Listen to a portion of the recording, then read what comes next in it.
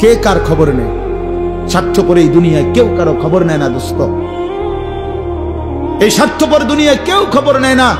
তুমি যেদিন মরে যাবা, আমি যেদিন মরে যাব, সেদিনও পৃথিবীতে সূর্য উঠবে, চাঁদ উঠবে, এই গাড়ি চলবে, সিএনজি চলবে, অটো চলবে, দোকানপাট খুলবে, ব্যস্ত মানুষ সব বাজার ব্যবসা ঠিকই চলবে, সব দৌড়াচ্ছে, শুধু আমি নিস্তব্ধ, শুধু আমি থেমে গেলাম। আমার হাত আর নড়ে না, পা আর নড়ে না, আমার আর চোখ খোলে না, আমার আর জিন্দিগির কোন স্পন্দন নাই। এরই নাম দুনিয়া, এরই নাম দুনিয়া। বিকাল বেলা যারা জানাজা পড়ছে, এই স্ত্রী ছেলে কাঁদছে সারাদিন বাপের জন্য, স্বামীর জন্য, এই মানুষগুলোই রাত্র 9টায় আবার পাশের বাড়ির থেকে রান্না করে আনছে, এরাই পেট ভরে ভাত খাইতেছে।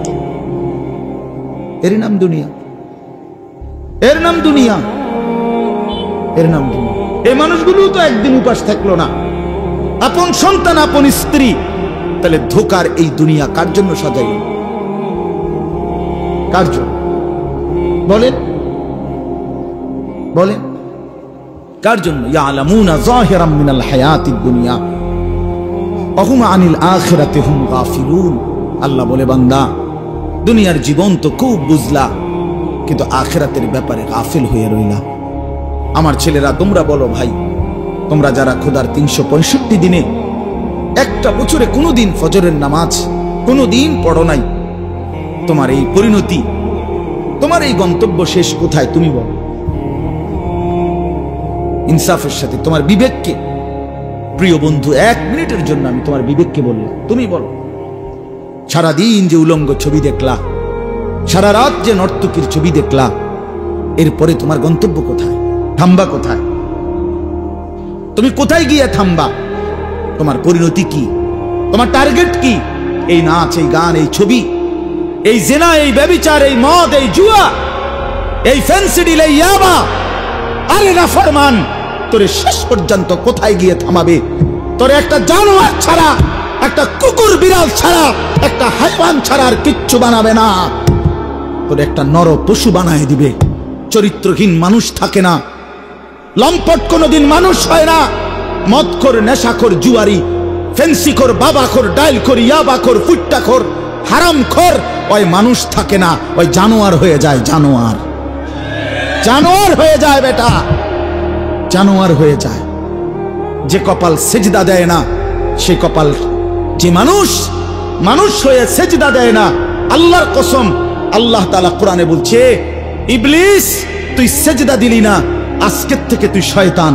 এজন্য যে কপাল সেজদা দেয় না সে শয়তান বেটা, তুই বেটা শয়তান, শয়তান। এটা একটা ছোট্ট কথা আগে বুঝেন, সবাই বুঝতে ভালো।